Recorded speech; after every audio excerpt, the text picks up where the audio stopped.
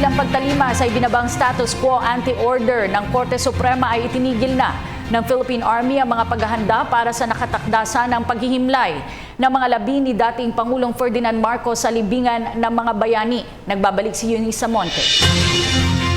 Dito sa libingan ng mga bayani, nakatakdang ilibing ang dating Pangulong Ferdinand Marcos alinsunod sa utos ng Pangulo na maihimlay ito bilang dating Pangulo ng ating bansa. Ngunit sa dami ng tumututol dito, mukhang matatagalan pa ang diskusyon sa usaping ito.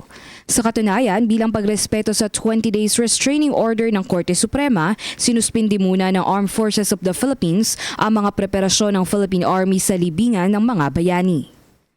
Status quo ante-order, which means that everything will have to be suspended and everything will have to be reverted to how it was before the beginning of the issuance of a directive from the Secretary of National Defense directing the armed forces to implement the planning for the interment of the former president.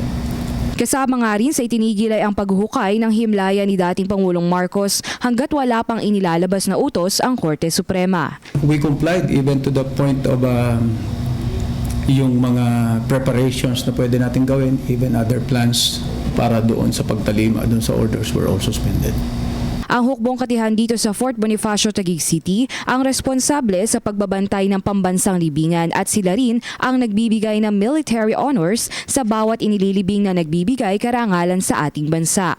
Sa ngayon, suspendido muna ang lahat ng preparasyon at nag-aantay lamang ng desisyon ng Korte Suprema ang AFP kaugnay ng pagpapalibing ni dating Pangulong Marcos sa libingan ng mga bayani. Para sa PTV News, Eunice Samonte. Ako po si Cathy San Gabriel. Subscribe na sa PTV YouTube channel.